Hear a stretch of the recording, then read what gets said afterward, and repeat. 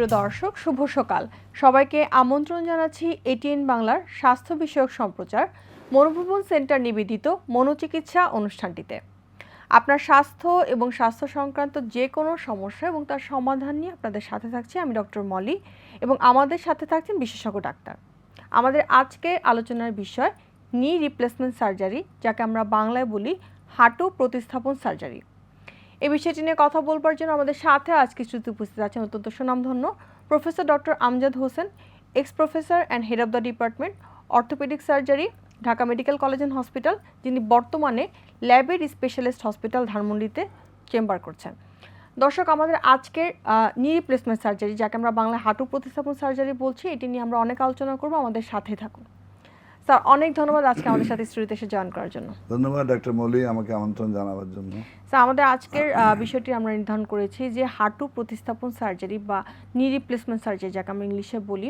আমরা সার্জারির বিষয়টাতে আমরা অনুষ্ঠানের পরের অংশে আলোচনা করব। প্রথমে যদি একটু স্যার জানি যে ফিজিওলজিক্যাল প্রসেস বা আমাদের আসলে বয়স হয়ে যাওয়ার যে বৃদ্ধিটা, আস্তে আস্তে দেখা যায় এক সময় সব কিছুই উইক এবং দুর্বল হয়ে যায়। আমরা ফিজিওলজিক্যাল চেঞ্জেসগুলো আসলে কখনো চেঞ্জ করতে পারি না। যখন প্যাথোলজিক্যাল একটা কন্ডিশন হয়, হঠাৎ করে একটা ডিজিজ হয়, আমরা হয়তো বা মেডিকেশন দিয়ে ঠিক করতে পারি, তো ফিজিওলজিক্যাল প্রসেসটাকে আমরা হয়তো বা ডিলে করতে পারি, ইগনোর করতে পারি না। অন দ্য আদার হ্যান্ডে স্যার, যদি কোন ধরনের কোনো প্রবলেম হয়, প্যাথোলজিক্যাল কন্ডিশনও হয়, সাথে ফিজিওলজিক্যাল প্রসেসেরও একটা প্রবলেম থাকে, সেক্ষেত্রে স্যার আমরা আসলে রিস্ক ফ্যাক্টরগুলোকে কি ধরবো? যে এই যে হাঁটু ব্যথা, বা আমরা যদি বলি যে অনেকেই দেখা যায় ইয়াং কালেও এখন বলছে যে ইয়াং এজেও যে আমার হাঁটু ব্যথা করে, একটু হাঁটলেই দুর্বল হয়ে যায়, এবং বাচ্চাদের ক্ষেত্রে অনেক সময় প্রবলেম হচ্ছে। এগুলোর কারণ স্যার আমরা আসলে কি? আসলে হাঁটু তো আমাদের একটা খুবই গুরুত্বপূর্ণ জয়েন্ট, তাই না? কারণ হাঁটু একটা এমন এক জয়েন্ট যাকে আমাদেরকে মানে আমাদের বিভিন্ন সময়ে ব্যবহার করতে, সবগুলো জয়েন্টই ব্যবহার হয় এবং সবগুলো জয়েন্টেই সৃষ্টিকর্তা তৈরি করেছেন ব্যবহার হবে বলেই। তো হাঁটুকে আমি সবসময় আমরা বলি যে হাঁটুর উপর দিয়ে 5 থেকে 10 গুণ ওজন মানে নিয়ে বেড়াতে হয় হাঁটুকে। যখন সে চলাফেরা করছে, আমরা করছি, নিচে বসতেছি, উঠতেছি, এবং এইভাবেই কিন্তু সৃষ্টিকর্তা তৈরি করেছেন যাতে আমরা উঠি, বসি, কাজ করি এবং সব কিছুই যেন করা সম্ভব। হ্যাঁ, এখন বিভিন্ন কারণের মধ্যে, যেমন বাচ্চাদের বেলায় কিন্তু অ্যাকচুয়ালি এটা গ্রোথ পেইন বলা হয়। এই একটু হাঁটু ব্যথা করছে বা এখানে ওখানে ব্যথা করছে, এটাকে সবসময় মায়েদেরকে বলি যে এটা নিয়ে আপনি ওয়ারিড থাকবেন, কিন্তু বাচ্চার সামনে বলবেন যে ও খুব ওয়ারিড, কিন্তু বাইরে উইলফুলি মানে জেনে শুনেই আপনি একটু ধৈর্য ধরবেন। তাড়াহুড়া করে পাগল হওয়ার দরকার নেই। ওইরকম যদি জ্বর না হয়, ফুলে না যায়, বিরাট কিছু না হয়, তাহলে জাস্ট আপনি ওয়েট করেন, কিছুটা দেখেন কি হচ্ছে। আর বয়সকালে যেটি ফিজিওলজিক্যাল চেঞ্জ হচ্ছে, আমাদের মা বোনদের মাসিক বন্ধ হচ্ছে, আমরা বয়স্ক হয়ে যাচ্ছি, 50, 60, 70, 80 বছর বয়স হয়েছে, তখন আমরা বলি অস্টিও আর্থ্রাইটিস একটা বড় সমস্যা। অস্টিও মানে বোন, হাড়, আর আর্থ্রাইটিস মানে প্রদাহ হচ্ছে। সেই প্রদাহটি হচ্ছে, একটি হলো যে আমাদের জীবাণু দিয়ে হচ্ছে, এটা কিন্তু জীবাণু দিয়ে হচ্ছে না, এটি অটোমেটিক্যালি পরিবর্তন হচ্ছে ওই যে বয়সের জন্য। যেমন আমাদের চুল পড়ে যাচ্ছে, চুল পেকে যাচ্ছে, মাসিক বন্ধ হচ্ছে, আমাদের সাদা হয়ে যাচ্ছে চুলগুলো। তো এই সব কারণে এইসব ওই ফিজিওলজিক্যাল পরিবর্তন হচ্ছে। এখন আমি বলি যে কথাটি, সেটা গুরুত্বপূর্ণ সঙ্গে খেয়াল করতে হবে, একমাত্র হাড় কিন্তু বলে যে আমাকে তুমি ভালো মানে রক্ত সঞ্চালন করে দাও, অর্থাৎ মাংসপেশি কিন্তু হাড়কে চালায়। 80 থেকে 90% রক্ত সঞ্চালনটা আসে মাংসের মাধ্যমে আমাদের হাড়ে এবং জয়েন্টের মধ্যে। এখন যদি আমাদের পেশিগুলো শক্তিশালী থাকে, তাহলে আমার হাড় ভালো থাকবে। এটিকে অনেকেই খুব ভুল ব্যাখ্যা দিয়ে থাকে যে হাড় ক্ষয় হয়েছে, এই হয়েছে, সে হয়েছে, ফাঁক হয়েছে। এগুলো কথা মোটেই বলা উচিত না। বলা উচিত আপনি হাড়কে ভালো রাখতে, মজবুত রাখতে গেলে মাংসপেশিগুলো নাড়ান, মাংসপেশিগুলোকে মজবুত রাখেন। মজবুত রাখার উপায় কি? কাজ করা, সচল থাকা, উঠবস করা, চলাফেরা করা, সব কিছুর মধ্যেই সচলতার একটা ভাব সবসময় পরিলক্ষিত করতে হবে। তাহলে বয়স কোনো ব্যাপার না, 80, 90 বছরেও এই যে বললাম হাড়গুলোকে ভালো রাখা, জয়েন্টগুলোকে, অস্থি সন্ধিগুলোকে ভালো রাখা সম্ভব। এখন আসা যাক কী কী কারণে অসুস্থ হতেই পারে। যেমন বাত একটা, না, রিউমাটয়েড আর্থ্রাইটিস। রিউমাটয়েড আর্থ্রাইটিস আমাদের বিভিন্ন জয়েন্টগুলো, এই ছোটো ছোটো জয়েন্ট থেকে শুরু করে হাতের, আমাদের কনুই, আমাদের হাঁটু, কোমর, প্রায় সব জায়গাতে এরা মানে আক্রমণ করে থাকে। এটা কিন্তু একটা প্রদাহজনিত রোগ না, বাতজনিত যেটা বলা হয়। সেটির জন্য দরকার হচ্ছে নড়াচড়া করা, এবং স্পেসিফিক তার জন্য কিছু ওষুধ আছে, ড্রাগ আছে, সেগুলো সেবন করা। এখন এগুলো করতে যেয়ে তো কিছু সাইড এফেক্ট হয়, সেটি একটি বড় কথা। দ্বিতীয় কথা, মানুষ তখন চলতে পারে না, কিছুটা মুভমেন্টে রেস্ট্রিক্টেড হয়ে পড়ে, যেটি আমাদের উদ্দেশ্য হলো যে জীবনই গতি, গতিই জীবন, life is movement, movement is life. এখন যদি বন্ধ হয়ে যায় তখন আমরা ওজনটা বৃদ্ধি করে ফেলছি। যত মানুষ বয়স্ক হয়ে যাচ্ছে, রিটায়ারমেন্টে চলে গেল, তার অবসর জীবনে চলে গেল, তখনই সে মনে করে আমার তো আর কিছু করার নাই, ঘরে বসে থাকা ছেলে মেয়েরা, আত্মীয় স্বজনরা, আর কত, তোমার বয়স হয়েছে 80 বছর, 60 বছর, 70 বছর, এখন তুমি বিশ্রাম করো, মা আর বেশি নড়াচড়া করো না। এবং আরেকটা টেন্ডেন্সি ইদানিং লক্ষ্য করা যাচ্ছে গত 10-15 বছর ধরে, সবাইকে শুধু না বলা, সবাইকে সব কিছুতে না বলা। আপনি নিচে বসবেন না, আপনি চেয়ারে বসবেন, চেয়ারে বসে নামাজ পড়বেন, আপনি বেশি চলাফেরা করবেন না, হ্যাঁ আপনার এটা হবে সেটা হবে, এগুলো বলে মানুষকে আরও বিমুখ করে তুলতেছে। একটা মানুষ যখন ভয় পায়, একটা চিকিৎসক কিংবা আমরা সেবা কর্মীরা বা আত্মীয় স্বজনরা যখন কানের কাছে শুধু এই মন্ত্র দিচ্ছে যে আপনি নিচে বসবেন না, আপনি চলাফেরা করবেন না, বিশ্রাম নাও তুমি, তখন সে নিজের থেকেই গুটিয়ে নেয় নিজেকে। এবং এতে আমাদের ক্ষতি হচ্ছে। কি ক্ষতি হচ্ছে? আমার জয়েন্টগুলোকে যে মুভমেন্ট করলে যে তার ভিতরে যে মানে সঞ্চালনটা, রক্ত সঞ্চালন, তার যে মসৃণ রাখার জন্য যেটি আমরা বলি যে ফ্লুইড, সাইনোভিয়াল ফ্লুইড আছে, হ্যাঁ, এটা খুবই সুন্দর একটা ফ্লুইড, যেটা অটোমেটিক্যালি কিন্তু আসতেছে, এটি কখনোই বন্ধ হওয়ার নয়। মেশিন, এটা কিন্তু আমাদের সাধারণ মেশিনগুলো যেমন যেগুলো আমাদের মোবিল দিতে হয়, এখানে মোবিল দেওয়ার কোনো দরকার নেই। এটিও ভুল ধারণা দেওয়া হয়, আপনার ওটা শুকিয়ে গেছে। কেন শুকাবে? আমাদের মুখ থেকে লালা বেরোচ্ছে, লালা জীবনতরও বন্ধ হবে না যতক্ষণ পর্যন্ত আমি মৃত্যুবরণ না করি। ঠিক আমাদের জয়েন্টগুলো তাই, আমাদের সন্ধিগুলোও তাই, ওর মধ্যে লালা হচ্ছে, ওই লালা অটোমেটিক তৈরি হচ্ছে। তো এগুলোকে সচল রাখতে পারলেই ভালো থাকা যাবে। আর ওই যে বললাম যে ওষুধ যেটুকু দরকার, রিমাটিক বাত জাতীয়, সেগুলো, অস্টিওআর্থ্রাইটিসের জন্য ওজন কমাতে হবে, সাইক্লিং করা, সুইমিং করা, রীতিমতো এক্সারসাইজ করা, আমার হাঁটুর সামনের পেছনের মাংসপেশিগুলোকে শক্তিশালী রাখতে পারলেই ওরাই তো আমার হাঁটুকে নিয়ে বেড়াচ্ছে। আমি যদি হাড়ে হাড়ে ঘর্ষণ হয় তাহলে তো আমার মাংস দুর্বল হয়ে গেল, হাড়ে হাড়ে ঘর্ষণ হয়ে হাড় ড্যামেজ হলো, তখন আমাদের জন্য মুশকিল হয়ে পড়ে। তো এই সব কারণগুলোই আমাদের খেয়াল রাখতে হবে যে আমি চলাফেরার মধ্যে থাকবো, আমি উঠবস করব, আমি স্ট্রং, আমার শক্তিশালী রাখবো আমার হ্যামস্ট্রিংকে, আমার সামনের মাংসপেশি, কোয়াড্রিসেপস এবং হ্যামস্ট্রিং বলা হয় পেছনেরগুলো, এগুলোকে, পেছনের মাসেলগুলো, তাহলে আমি ওজন নিয়ন্ত্রণ রাখবো এবং আমি সাইক্লিং করব। বয়স কোনো ব্যাপার না, 80 বছর 90 বছরের মানুষ কোনোদিনও এইসব কারণে পঙ্গু হয়ে পড়ে থাকতে পারে না, সে চলাফেরা করতে পারবে। আমাদের দেশে আসলে একটা কমন প্র্যাকটিস হয় যেটা খুবই ব্যাড ইম্প্যাক্ট ক্রিয়েট করে, যে আমরা প্রেসক্রিপশন ছাড়াই আমরা ওষুধ যদি ফার্মেসিতে বলি তারা দিয়ে দেয় আমাদেরকে যে কোনো একটা ওষুধ, এবং ব্যথার ওষুধের কথা বললেই খুবই মুড়ির মতো সে ব্যথার ওষুধগুলো দিয়ে দেয়, এবং সেই সাথে স্টেরয়েড একটি ভয়ঙ্কর ওষুধ, যেটা ম্যাজিক ড্রাগের মতো খুব তাড়াতাড়ি সমস্যার সমাধান করে দেয়, কিন্তু ইন দ্য লং রান তার একটা ব্যাড ইম্প্যাক্ট থাকে। তো এই বিষয়টা যদি একটু বলেন, যেহেতু আমাদের সাথে অনেক দর্শক দেখছে প্রোগ্রাম, তাদের জানার দরকার আছে যে আসলে স্টেরয়েডের মানে শুধু স্টেরয়েড নয় ডক্টর মল্লিক, যে কোনো ড্রাগই এইভাবে ভূতের মতো মুড়িমুড়কির মতো খাওয়া উচিত না। এনি ড্রাগ, কোনো ওষুধই খাওয়া উচিত না সেভাবে। আমাদের ভাবতে হবে যে আজকে থেকে 20-30 বছর আগে, 40 বছর আগে কোথায় ছিল ওষুধ, কয়টা ওষুধ ব্যবহার হতো। আমরা তো আজকের মানুষ না, আমরা অনেক দেখে আসছি, তাই না?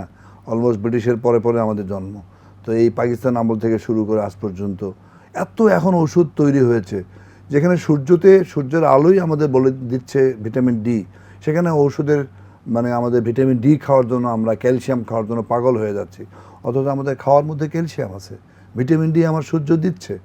আর আমি যদি সাঁতার কাটি, আমি যদি সাইকেল চালাই, আমি যদি শরীরটাকে ফিট রাখার চেষ্টা করি, চলাফেরা করি, তাহলে কেন আমাদের আসলে হয়েছে অন্য জায়গায় সমস্যা। আমাদের সবাই মনে করি আমরা ওষুধের উপর নির্ভর করব, শরীরটাকে নাড়াবো না, মেশিন সব করে দেবে, কাপড় ধুয়ে দেবে মেশিন, আমাদের মানে পারলে গোসলও করা দেয় মেশিন, মানে প্রত্যেকটি হলো মেশিনের উপর নির্ভরশীলতার জন্য। কিন্তু কেউ আমরা বুঝি না, যারা উন্নত দেশগুলো তো তারা যে ব্যবহার করে, তার সঙ্গে সঙ্গে তারা আবার জিমখানাও খুলছে, তারা সুইমিং পুলে যাচ্ছে, সাঁতার কাটছে, বিশাল বড় ওয়াকিং মানে হাঁটার জন্য লেন রাখছে, হাঁটার জন্য রাস্তা রাখছে, স্পোর্টস তারা করে যাচ্ছে, বয়স্করাও তারা এটা সেটা মানে করতেছে, সামাজিক কাজ করছে। এই সামাজিক কাজের মধ্যে নিজেকে নিবৃত করতে পারতেছে, তাই নিয়োজিত করে রাখলেই সে তার যে অবসর যে একটা মানে যেটা বলা হয় মানসিক একটা অবসাদ চলে আসে, সেটি থাকতে পারে না। আমি যদি ভালো কাজ করে থাকি, আমার বয়স 80 বছরে আমি কিছু মানুষকে সাহায্য করতেছি, যে কোনোভাবেই হোক, আমি সেখানে তাকে এই একটা জায়গা মিলে আমরা কয়েকজন মিলে একটা কিছু করলাম বা একলা কিছু করলাম, এই যে সামাজিক সংগঠন গড়ে তুলতে হবে, তাহলেই সে তার শরীরকে ফিট রাখতে পারবে এবং তার বিভিন্ন জয়েন্টগুলো, তার মাংসপেশিগুলো ভালো থাকবে। আর মন ভালো থাকলে, মন ভালো থাকলে, অবসাদ না আসলে তখন তার কাজ করতেও ভালো লাগবে, এবং এইটি খুবই দরকার। ওজন বাড়বে না। অবসাদ হলে, মানসিক রোগী হলে তার ওজন বেড়ে যাচ্ছে।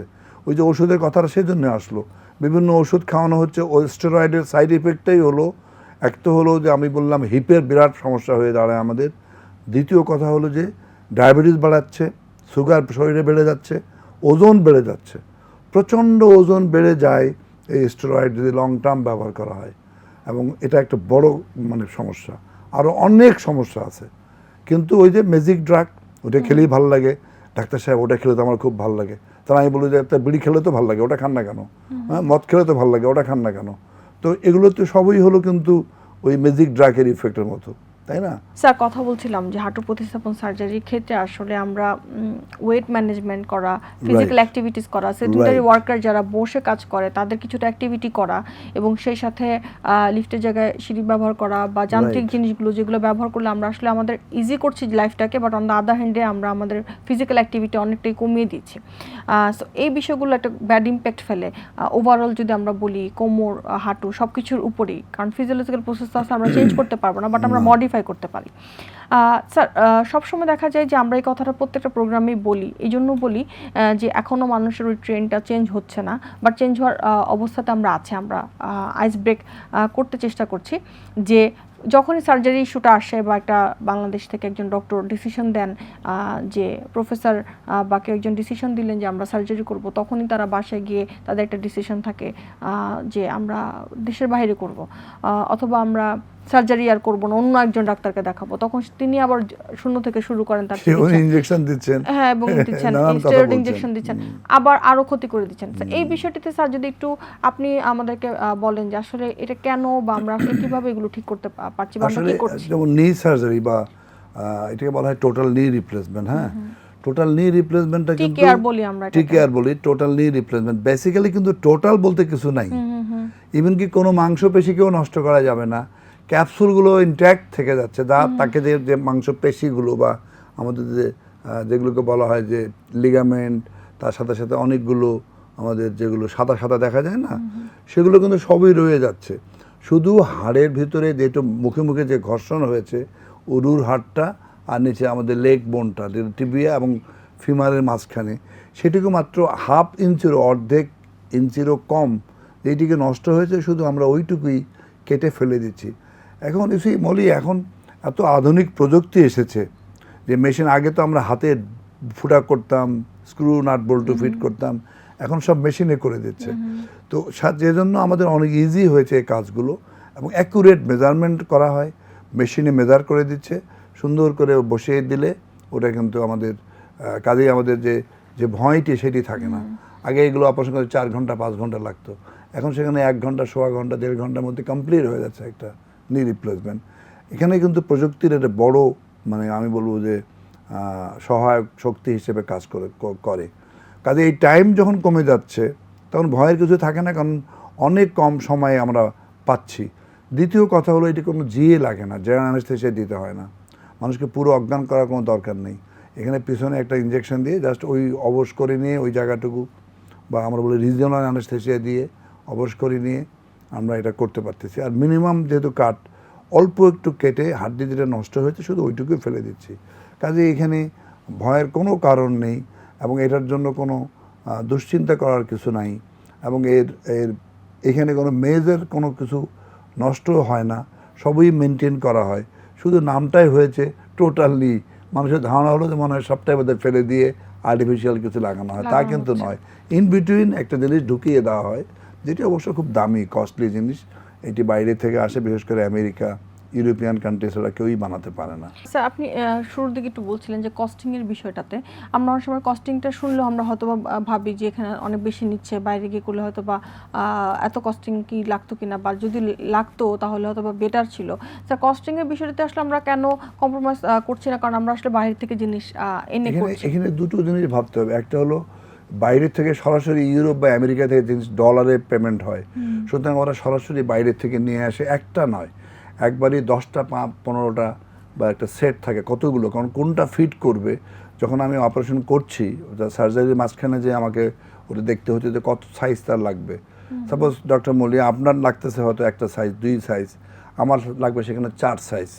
তো এই সাইজের জন্য আমাদের কারো লাগবে 2.5, কারো লাগবে 3। তো এই জন্যেই ওই একসঙ্গেই বাল্ক তারা নিয়ে আসে, নিয়ে এসে যারা এটাকে মানে কোম্পানি যারা এটাকে সাপ্লাই করছে, এবং আমেরিকা এবং ইংল্যান্ডের সবচেয়ে ভালো মেটাল দিয়ে, টাইটেনিয়াম, সিরামিক অন সিরামিক। তো এইসব মেটালগুলো তো অনেক দামি মেটাল, এবং এইগুলো দিয়ে তৈরি করা হয় অত্যন্ত মানে পরীক্ষা করে, অনেক পরীক্ষিত হয়ে এগুলো কিন্তু বেরিয়ে আসছে। সুতরাং এর যত ভালো জিনিস আমি ব্যবহার করব। আমি আজকে মঙ্গল গ্রহে যাচ্ছি, নিশ্চয়ই আউল ফাউল জাহাজ দিয়ে তো যাওয়া যাবে না। তো আমি চাচ্ছি এটা আমাকে 20 বছর, 25 বছর, 30 বছর টিকুক, তাহলে তো ওকে ভালো জিনিস দিতে হবে। সো ভালো জিনিসে তো পয়সাও কিছু লাগবে, এবং আমরা যেহেতু তৈরি করতে পারি না, এটা বাইরে থেকে আসবে এবং সেটা ভালো জায়গা থেকে আসবে, আমেরিকা, ইউরোপের দেশগুলো। সো তারা তো ওগুলো একটা প্রাইস তাদেরকে দিতে হবে, তারপর আমাদের ট্যাক্স আছে।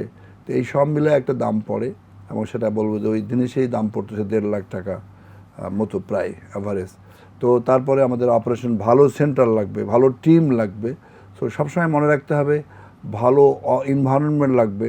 আমার নার্স, আমার ওটি থিয়েটার লোকজন, তারা যদি ওয়েল ট্রেইনড হয়, তারা যদি বোঝে যে আমার ইনফেকশন একটা ব্যাপার থাকে, আরও কিছু আমি প্রশিক্ষণ দিয়ে নিয়েছি, এবং এইভাবে তৈরি করলে ডেফিনেটলি এটার আউটকাম অনেক ভালো। আমি তো বলবো যে আমি ভেরি হ্যাপি যে বাংলাদেশে আমরা এটা করতে পারতেছি। অনেক লোক আমাকে জিজ্ঞেস করে আমরা তো জানি না বাংলাদেশে এটা হচ্ছে। আমরা স্যার এটা তো বাংলাদেশে হচ্ছে, অনেক বড় বড় মাপের মানুষরা বাইরে থেকে করে আসছে, করে বলো যেগুলো বাংলাদেশে হয় জানতামই তো না। জানবেন, আপনারা তো বাইরের দিকে চোখ, কিছু একটা হলেই তো বাইরে যেতে চান। তো যদি দেশের দিকে থাকে, মন যদি ভালো থাকে, আপনারা যদি এখানে কাজ করতে চান, বুঝতে হবে, কারণ আমরা তো আপনাদেরই ছেলে, আপনাদেরই সন্তান, আপনাদেরই ভাই, আপনাদেরই বোন, আপনাদেরই চাচা। Thank you. সো আমরা অনুষ্ঠানের শেষ পর্যায়ে আছি, তারপর স্যার একটা কথা দিয়ে শেষ করতে চাই যে অনেক সময় অনেকের ধারণা থাকে যে আমি একটা সার্জারি করব, বা ডিসিশন নেয় যে আমি বাংলাদেশেই করব, এখানেই করব, কিন্তু তাতে কি আমি পুরোপুরিভাবে সুস্থ হব কিনা, বা এটাকে আবারও আমার এই জায়গাতে আবারও প্রবলেম হবে কিনা, যদি আগে যেহেতু সার্জারি হয় নাই, সো সার্জারি যেহেতু হয়ে গিয়েছে, এখন প্রবলেম হলে এটাকে আবার ঠিক করা পসিবল কিনা, এই ধরনের কমন কিছু কোশ্চেনের অ্যান্সার এটা খুব ভালো একটা পার্টিনেন্ট কোয়েশ্চেন, যেটা খুবই এর সঙ্গে খুব অঙ্গাঙ্গিভাবে জড়িত এই প্রশ্নটা।